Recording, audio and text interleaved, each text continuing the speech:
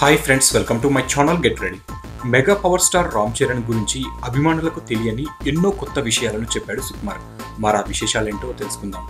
చిరంజీవి కొడుకు సిల్వర్ స్పూన్తో పుట్టాడు కదా, అతన్ని ఎలా డీల్ చేయాలా అని తాను మదన పడ్డానని, కానీ చరణ్ అందరు అనుకున్నట్లు కాదని, అతను నిజమైన మట్టి మనిషి అని కితాబిచ్చాడు సుకుమార్.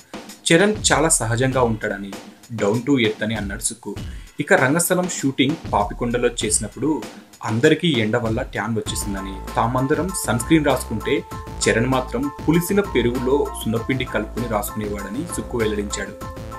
అలాగే కాఫీలో బెల్లం కలుపుకొని తాగే రకం చరణ్ బాబు అంటూ చమత్కరించాడు సుక్కు.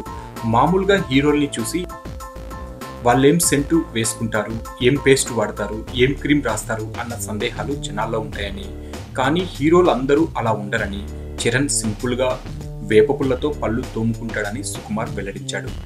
ఇక అలాగే రామ్ చరణ్ 8 ఏళ్ల పాటు శాస్త్రీయ సంగీతం నేర్చుకున్నాడని, ఆ విషయం అభిమానులకు ఎవ్వరికీ తెలియదని సుకుమార్ తెలిపాడు. సో ఫ్రెండ్స్, ఎంతైనా రామ్ చరణ్ నిజంగా మట్టి మనిషే కదా.